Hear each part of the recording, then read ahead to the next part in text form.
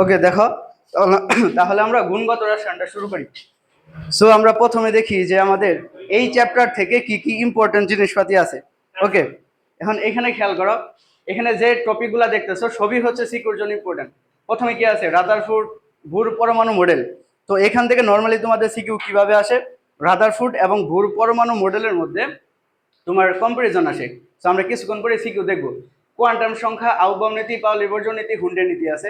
এরপর আছে তরঙ্গ দৈর্ঘ্য, শক্তির মান বলতে কি এর মান বের করতে হয় না।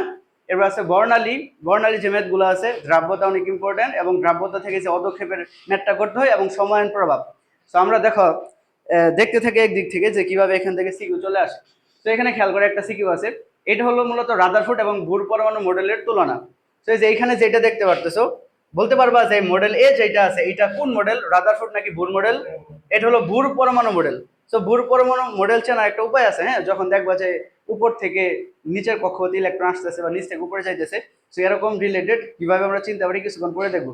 আর এইখানে যে মডেলটা দেখতেছো এটাকে বলে রাদারফোর্ড মডেল। তোমরা বলতে পারবা যে রাদারফোর্ড এবং ভুর মডেলের মধ্যে কোনটা বেশি পারফেক্ট? ভুর মডেল হচ্ছে সবচেয়ে বেশি পারফেক্ট। ওকে, ভুর মডেল হচ্ছে সবচেয়ে বেশি পারফেক্ট। আচ্ছা, সো আমরা একটা না কয়েকটা সিকিউ দেখে নিই। দেখো যে এখান থেকেও আসছে রাদারফোর্ড এবং ভুর মডেলের মধ্যে ডিফারেন্স। এইটাও রাদারফোর্ড ভুর মডেল পরমাণু রিলেটেড। এখানে কোশ্চেনটা দেখো, উদ্দীপকের পরমাণু মডেল 1 ও মডেল 2 এর মধ্যে কোনটি তোমার মতে অধিক গ্রহণযোগ্য? অধিক গ্রহণযোগ্য হলো ভুরের মডেল। এখন কেন ভুরের মডেল অধিক গ্রহণযোগ্য এটা তোমাকে এক্সপ্লেইন করতে হবে। কিভাবে লিখবা কিছুক্ষণ পরে লেখা আছে, দেখাইতেছি। ওকে, সো এখানেও দেখো একটা কোশ্চেন আছে, এটাও রাদারফোর্ড ভুর পরমাণু মডেল রিলেটেড, এইটাও রাদারফোর্ড এবং ভুর পরমাণু মডেল রিলেটেড। এখন দেখো তুমি একটা পরমাণু মডেল বা অ্যাটমিক মডেল দেখে কিভাবে চিনবা যে এটা রাদারফোর্ড এবং এটা ভুর মডেল? এই পাশে যা দেখতেছো না তিনটা চিত্র, এই তিনটা চিত্রে হচ্ছে রাদারফোর্ডের পরমাণু মডেল। অর্থাৎ এই যে কোয়েলের মতো যেটা একদম পেঁচানো কোয়েল আকার, অথবা এই যে প্লাস দিয়ে এরকম জাস্ট আছে, অথবা ধরে যে এরকম সৌরজগতের মডেলের মতো, এই তিনটা যদি উদ্দীপকে দেখতে হয় তাহলে কোন মডেল? রাদারফোর্ড পরমাণু মডেল। আর যদি দেখা যায় যে এরকম আছে তোমার উপরে কক্ষপথ থেকে নিচের কক্ষপথে আসতেছে বা নিচের কক্ষপথ থেকে উপরে কক্ষপথে যাইতেছে, এরকম বিকিরণ বর্ণালীর মতো, তখন ওটা হবে ভুর মডেল। তাহলে কি এখন তুমি চিনতে পারবা? ওকে, খেয়াল করো যে এখানে রাদারফোর্ড আর ভুর পরমাণু মডেলের মধ্যে কম্পারিজনগুলো আমাদের লিখতে হবে। দেখলাম না হচ্ছে অনেকগুলো উদ্দীপক আছে, সো ওইগুলা তুমি কিভাবে আনসার করবে এখানে লেখা আছে।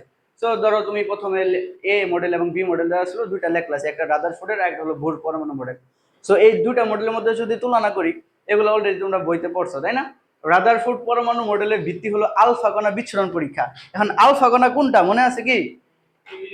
দ্বি ধনাত্মক হিলিয়াম নিউক্লিয়াসকে আলফা কণা বলা হয় তাই না? সো এখান থেকে এমসিকিউ আসতে পারে যে দ্বি ধনাত্মক হিলিয়াম নিউক্লিয়াসকে যে আলফা কণা বলা হয়, এই আলফা কণাটা অ্যাকচুয়ালি কেমন হয়? সো এখান থেকে নর্মালি এমসিকিউ চলে আসে। যেমন দেখো এই যে আলফা কণা, দ্বি ধনাত্মক হিলিয়াম নিউক্লিয়াস। আচ্ছা, হিলিয়াম নিউক্লিয়াসের প্রোটন সংখ্যা কত এবং ভর সংখ্যা কত? হিলিয়াম নিউক্লিয়াসের ভর সংখ্যা হলো 4 আর প্রোটন সংখ্যা 2। তাহলে হিলিয়াম পরমাণু যদি প্রোটন বলি তাহলে কয়টা হবে? 2টা। যদি ইলেকট্রন বলি তাহলে কয়টা হবে বলো? নিউটন কয়টা হবে, অথবা জেড কয়টা হবে, অথবা ভর সংখ্যা কয়টা হবে বলো? ইলেকট্রন সংখ্যা আমরা জানি প্রোটন সংখ্যা সমান থাকে, কিন্তু সে যেহেতু 2টা ইলেকট্রন ত্যাগ করে ফেলছে, তাহলে ইলেকট্রন সংখ্যা কি 0 না? নিউটন সংখ্যা কি হয়? ভর সংখ্যা থেকে প্রোটন সংখ্যা মাইনাস করতে হয়। তাহলে 4 - 3 = 2। জেড দ্বারা কি বোঝায়? প্রোটন সংখ্যা। এক্স যদি একটা পরমাণু হবে কয়টা? এ নিচেরটা জেড। সো প্রোটন সংখ্যা তো 2 হবে, ভর সংখ্যা কত হবে? 4। সো এখান থেকে আমাদের কি আসতে পারে? এমসিকিউ আসতে পারে, এমসিকিউ। ওকে, আর নিচের কোনটির ক্ষেত্রে ভুর পরমাণু মডেল প্রযোজ্য? এই ধরনের ক্ষেত্রে আমরা কি চেক করতে হয়, যেটা বেসিক ক্লাসে পড়ছিলাম, যে সকল পরমাণুর একটা প্রোটন থাকে ওই সকল পরমাণুর ক্ষেত্রে ভুর পরমাণু মডেল প্রযোজ্য বা বর্ণালী প্রযোজ্য। যেমন তোমাদের যদি বলি হিলিয়াম প্লাস, এখানে কয়টা ইলেকট্রন আছে? একটা। তার মানে এখানে যেহেতু একটা ইলেকট্রন আছে, এইটার জন্য ভুরের মডেল প্রযোজ্য। এরপরে যদি তোমাদের বলি লিথিয়াম 2+, এখানে কয়টা ইলেকট্রন আছে? একটা। লিথিয়াম 3 নাম্বার, 2টা চলে গেছে, এই ক্ষেত্রে ভুরের মডেল প্রযোজ্য। যদি বলি হাইড্রোজেন, এটার ক্ষেত্রে কি ভুরের মডেল প্রযোজ্য? অবভিয়াসলি প্রযোজ্য। কেন? কারণ এখানে ইলেকট্রন একটা আছে। কিন্তু হাইড্রোজেন প্লাসের জন্য কি প্রযোজ্য না? কারণ এখানে ইলেকট্রন নাই, মানে শূন্য। অর্থাৎ আচ্ছা, তাহলে বলো লাস্ট যেটা বেরিলিয়াম 3+, এইটার জন্য কি তোমার ভুরের মডেল প্রযোজ্য? বেরিলিয়াম কত নাম্বার? 4 নাম্বার না? তাহলে 3টা চলে গেছে, আছে কয়টা? একটা। তাহলে এইটার জন্য ভুরের মডেল প্রযোজ্য। এই ধরনের এমসিকিউ তোমরা পেয়ে থাকবে, বুঝতে পারছো? এবং ভুরে এইগুলো আসে। ওকে, সো খেয়াল করো, আমরা 1 নম্বর যেটা, এটা হলো আলফা কণা বিচ্ছুরণ পরীক্ষা, এটা আমরা দেখতে পেলাম। এরপরে 2 নম্বর, অপরদিকে বুর পরমাণু মডেলের ভিত্তি হলো ম্যাক্স প্লাংক আইনস্টাইনের আলোর সম্পর্কীয় বিকিরণের কোয়ান্টাম তত্ত্বের সমন্বয়। সো কোয়ান্টাম তত্ত্ব, বিকিরণ, এগুলো আমরা জানি, এগুলো বেশি না বলি। আর তোমরা এগুলো জানো যে কোনটা দ্বারা আকার প্রকাশ পায়, কোনটা দ্বারা আকৃতি প্রকাশ পায়, কে এল এম এন, এগুলো দ্বারা কি বোঝায়, প্রধান কক্ষপথ বোঝায় না। আর উপশক্তি স্তর কোনগুলো দ্বারা বোঝায়, এস পি ডি এফ। তো এগুলো মূলত বুর মডেলের বৈশিষ্ট্য। আর রাদারফোর্ডের মডেলের বৈশিষ্ট্য কি, যে এটা একটা সৌরজগৎ মডেলের মতো, একটা কেন্দ্রে থাকে সূর্য, সূর্যকে কেন্দ্র করে গ্রহগুলো ঘুরে, তাই না? সেগুলো তোমরা বইতে পড়ছো, জাস্ট এখান থেকে পড়ে নিও। আর রাদারফোর্ড মডেল কেন তোমার বুর পরমাণুর চেয়ে কম গ্রহণযোগ্য, দেখো রাদারফোর্ডের মডেলে আকার ও সংখ্যাকে সুস্পষ্ট করা হয়নি।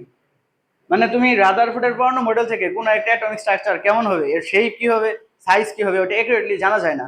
বুর মডেল হচ্ছে আপডেট, বুঝতে পারছো? আর রাদারফোর্ড মডেল কত ডাইমেনশনাল বলতে পারবা? 2 ডাইমেনশনাল, দ্বিমাত্রিক। আর বুর মডেল হলো 3 ডাইমেনশনাল, ত্রিমাত্রিক। এই কথাগুলো তোমার লিখতে হবে পরীক্ষা হলে। আর এখানে কেন্দ্রমুখী বল থাকে, কেন্দ্র বিমুখী বল থাকে। ধরো এই যে এখানে হলো ইলেকট্রন, এই ইলেকট্রনটা যখন সার্কুলার পথে ঘুরবে, ইলেকট্রনের ভিতরের দিকে অবশ্যই একটা বল কাজ করে, কেন্দ্রমুখী বল, তাই না? নিউটনের বল যদি আমরা পড়ছি না, বৃত্তাকার পথে ঘুরলে ভিতর দিকে কি বল কাজ করে, কেন্দ্রবিমুখী বল। ঠিক বাইরের দিকে কাজ করে কেন্দ্রবিমুখী বল, কিন্তু এইটা হবে স্পর্শক বরাবর। কেন হয় এটা? মূলত ইলেকট্রোস্ট্যাটিক ফোর্সের কারণে হয়। এইটাও বেসিক পড়াশোনা, ওইটা আমাদের লাগবে না। সো এখান থেকে যে পার্থক্যগুলো লেখা আছে, এগুলো তোমরা বাসায় পড়বা, এগুলো পড়ে তারপরে লিখে দিবা। এবং আমরা বুঝতে পারতেছি যে বুরের মডেল হচ্ছে সবচেয়ে বেশি প্রযোজ্য। ওকে, সো তোমরা যদি এখন আবার কোশ্চেনটা দেখো, তাহলে তোমরা যে বুঝতে পারবা। বরিশাল বোর্ড 22 সালে আসছিল এটা, এখানে মডেল বি দেওয়া আছে। তাহলে বলো তো মডেল বি যেটা আছে, এটা কোন মডেল? মডেল বি কোন মডেল? এটা রাদারফোর্ডের পরমাণু মডেল, নাকি এইটা রাদারফোর্ডের পরমাণু মডেল? এইটা বুর পরমাণু মডেল। কিভাবে বুঝলাম? এই যে দেখো ইলেকট্রন আসতেছে, যদি ইলেকট্রন যাতায়াত করে তাহলে বুর। আর এইটার মধ্যে কি ইলেকট্রন আসতেছে না, সো এটা কি হবে? রাদারফোর্ড। তাহলে অবশ্যই এটা উন্নত। ওকে, দেখো এখানে বলছে যে এ এবং বি মডেলের মধ্যে কোনটি অধিক উপযোগী, তাহলে বুর পরমাণু মডেল। ওকে, এরপরে দেখো আমরা নেক্সট টপিকে চলে আসলাম, কোয়ান্টাম সংখ্যা। কোয়ান্টাম সংখ্যার বেসিক তো আমাদের জানা আছে, তাই না? হ্যাঁ, সো কোয়ান্টাম সংখ্যা যেন কয়টা ছিল? 4টা। কি কি? N L M S, Nilima যেমন রাখতে হবে। সো কোয়ান্টাম সংখ্যাতে কিভাবে কোশ্চেন আসে দেখো, উদ্দীপকে উল্লেখিত চিত্রে সর্ববহিষ্ঠ শক্তি স্তরে কোয়ান্টাম সংখ্যা সময়ের মান হিসাব করে মোট অরবিটাল সংখ্যা এবং ওই শক্তি স্তরে মোট ইলেকট্রন ধারণ ক্ষমতা বের করো। তো আমরা তো নর্মালি জানি যে কোনো একটা প্রধান কক্ষপথে কতগুলা অরবিটাল থাকবে, এটা বের করার সূত্র হলো এন স্কোয়ার। আর একটা অরবিটাল মানে একটা ঘর, একটা করে কয়টা ইলেকট্রন থাকে? সর্বোচ্চ 2টা। তাহলে ওই অরবিটালের সর্বোচ্চ কতগুলো ইলেকট্রন থাকবে? 2n স্কোয়ার সংখ্যক, তাই না? এখন তোমাকে যদি বলে যে 4 নং কক্ষপথে টোটাল কতগুলা ইলেকট্রন থাকবে, তাহলে আমরা কি করব? 2n square. তাহলে 2 4 স্কোয়ার কতগুলো আসবে? 32। সো এই যে 4 নম্বর কক্ষপথে 32টা ইলেকট্রন থাকে, 3 নম্বর কক্ষপথে তাহলে কয়টা থাকবে? এনে আমরা 3 বসাবো, 3 স্কোয়ার ইন্টু 2, তাহলে আসে 18টি।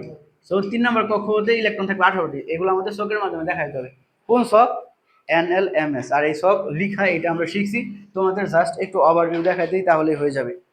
ওকে, এখন দেখো এখানে কি কোশ্চেন করছে, কোয়ান্টাম সংখ্যা সমূহের মান হিসাব করে ডি শক্তি স্তরে ইলেকট্রন সংখ্যা গণনা করো। ডি শক্তি স্তরে এখানে কয় নম্বরে আছে দেখো তো? A B C D, 1 2 3 4। তার মানে ডি শক্তি স্তর ওকে 4 নম্বরে আছে না? তার মানে আমার এখানে কি করতে হবে? n = 4 এর জন্য 4টি কোয়ান্টাম সংখ্যার মান হিসাব করতে হবে। হিসাব করব কিভাবে? ছকের মাধ্যমে। আর ছকের মধ্যে কোন 4টা জিনিস থাকবে? NLMS। আরেকটা লাস্টে ইলেকট্রন সংখ্যা লিখে দিবা। সো আমরা ছকটা দেখি। সো এইগুলা সব হচ্ছে কোয়ান্টাম সংখ্যার সেম জিনিস, জাস্ট ওইটাই বলতেছে যে কোন জায়গায় কি থাকবে। এখানে কি বলছে? এ মৌলের, এটা একটু দেখো, এ মৌলের ডি ইলেকট্রন সমূহে শুধুমাত্র একটি কোয়ান্টাম সংখ্যা ভিন্নতা থাকে। এ মৌল কোনটা? এইটা, তাই না? এ মৌল হচ্ছে যে এইটা। সো এ মৌলের ইলেকট্রন বিন্যাস হলো আর্গন 3d5 4s1। বলতে পারবে এটা কোন মৌলের ইলেকট্রন বিন্যাস? আচ্ছা, এইটা হলো নরমালি ক্রোমিয়াম এর ইলেকট্রন বিন্যাস, কারণ ক্রোমিয়াম কি 24 নম্বর মৌল না? আর ক্রোমিয়ামের কি হয়? 3d তে 5 থাকে, আর 4s কত থাকে? 1 থাকে।